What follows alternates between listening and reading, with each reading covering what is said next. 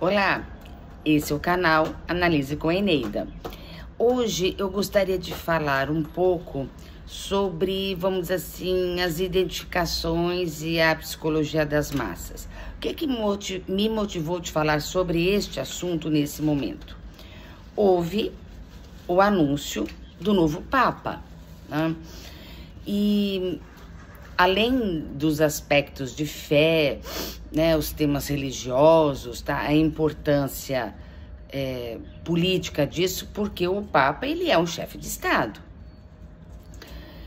Chama atenção toda a mobilização internacional e no local, lá em Roma, né, no Vaticano, como as pessoas se mobilizaram, se esforçaram de estar lá.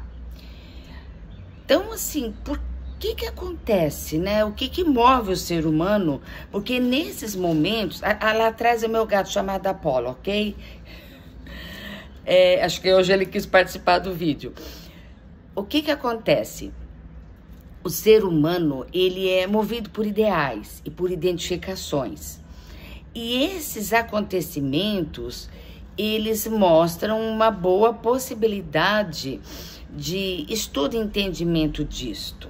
Tá? Eu gostaria de recomendar 3 obras do Sigmund Freud, que aliás fez aniversário essa semana. A data de nascimento dele é 6 de maio de 1856. E ele também estudou, vamos dizer assim, esses fenômenos coletivos e grupais. Tem 3 obras que eu gosto muito do Freud: Totem e Tabu, Psicologia das Massas e Análise do Ego, e Moisés e Monoteísmo. Então, o que acontece? O que chama atenção?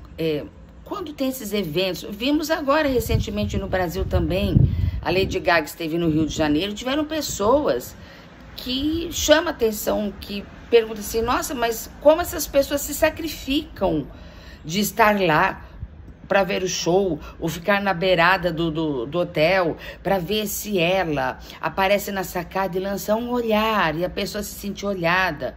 Pessoas contaram de que ficaram usando fralda para nem precisar ir no banheiro, para ficar lá na frente. Bom, né, são pessoas que movimentam ideais diferentes, mas percebam que é um movimento coletivo, que há uma energia e forças de massa atuando aí. O que acontece? Quando nós nascemos com um corpo biológico, né? Freud até fala assim, um bofe, um pedaço de carne. E sobre este corpo nós precisamos construir uma imagem de corpo, uma imagem psíquica, uma estrutura psíquica, uma identificação sexual, uma escolha de objeto, ou seja, é profundo, complexo e complicado, é trabalhoso. E os seres humanos, eles são seres imitativos. Quando nós somos crianças, estamos construindo o nosso psiquismo, né? Nós vamos para além deste corpo, a gente se interessa pelo que está fora ao nosso redor, e aí é um papel importante de quem cuida da criança. A criança começa já pequena, bebê, ela já começa a olhar para aquela imagem de quem cuida, quem faz isso, quem fala o tom de voz, e o cativa. Percebo que quando a criança está mamando, ela não olha para o peito da mãe, ela olha para o rosto da mãe. Então, ela não só se alimenta, como ela se incorpora, além do alimento, uma imagem humana. E nessa construção psíquica que viram outras, né, estruturas, né, o ego, o superego. O ser humano também vai precisar, vamos dizer assim, de um referencial social. E pessoas notórias, né, não só de conhecimento, mas de projeção social, como é um Papa, vamos dizer assim, que eles encarnam e representam valores e ideais com os quais as pessoas se identificam. E é como se as pessoas precisassem dessas pessoas que os representassem. Tanto esses ideais nos representam, quanto as pessoas se sentem representadas por eles. Daí essa importância. Por isso que certas pessoas conseguem mobilizar, tem os pop stars, né? As pessoas famosas, e as pessoas se movimentam em cima disso, as figuras políticas. E é por isso que, às vezes, apesar de certas evidências, as pessoas comentam, poxa, mas não estão vendo o que essa pessoa está fazendo? O que acontece? Criticar e mostrar diferenças que abalam as nossas identificações dói lá no narcisismo. Então é como se, nossa, essa pessoa não me representa, eu confiei tanto nisso, e isso abala as pessoas. O ser humano, ele precisa, além dessa imagem humana, que a gente pega emprestado do outro para construir a nossa própria, porque se nós não construirmos, nós ficaremos no campo da psicose, né? Nós precisamos de alguma forma disso ser alimentado ao longo da vida, e do ponto de vista da inserção coletiva e social, nós precisamos também nos sentirmos acolhidos e abrigados.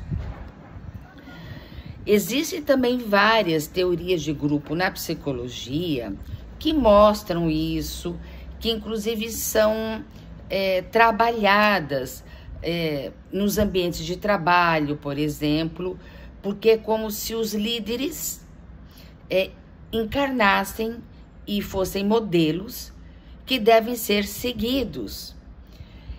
Então, isso é importante para se manter grupos, pessoas, né? Vamos dizer assim, também debruçadas em torno de um bem comum, como se esta pessoa pudesse responsabilizar os trabalhos e todos os investimentos e mediar conflitos. Então, eu coloquei 2 exemplos para dizer o seguinte: esses grandes ideais que nos representam, eles tanto funcionam do ponto de vista macro, mas também em termos de médio porte e de micro, né, de proporções menores.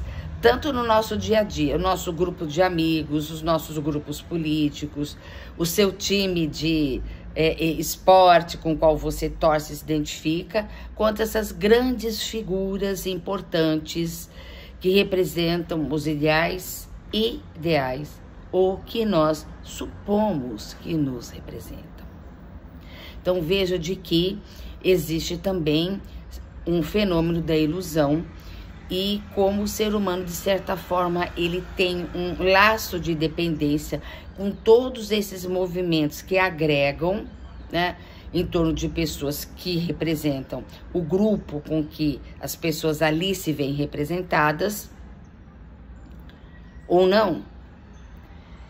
Às vezes as pessoas seguem isso de uma maneira mais continuada, sem uma análise crítica. Às vezes nós vemos extremos que nos chamam muita atenção disso. E aí, assim, o que deixa as pessoas de uma forma envolvida, identificada, de uma forma mais razoável, saudável, ou pessoas que parece que seguem cegamente, né, esses ideais, esses ídolos, esses grandes representantes?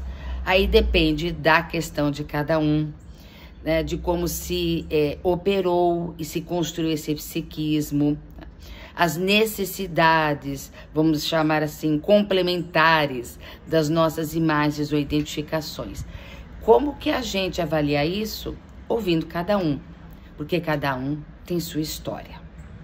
Bom, a minha intenção não foi deixar aqui um tratado sobre a psicologia das massas e dos grupos, mas atentar a vocês dessa necessidade de pertencimento e que explica muito esses movimentos grupais e sociais que o ser humano precisa. Então, o ser humano é muito contemplativo, as pessoas e esses grandes grupos servem como um grande espelho com o qual se reflete a imagem com que as pessoas se identificam. E ao longo da vida, isso também o ser humano vai precisando, vai demandando, vai nos movendo, além do início da vida, que vai ajudando com que a gente construa o nosso próprio eu e que se a gente vê uma criação muitas vezes fictícia, né? É isso. Espero ter deixado alguns pontos de reflexão para vocês e nós vemos nos próximos encontros por aqui. Obrigado por terem me ouvido até o final e curtam, compartilhem e se inscrevam. Algum assunto que vocês desejem que eu aprofunde, coloque aqui nos comentários. Obrigado, até um próximo encontro. Tchau!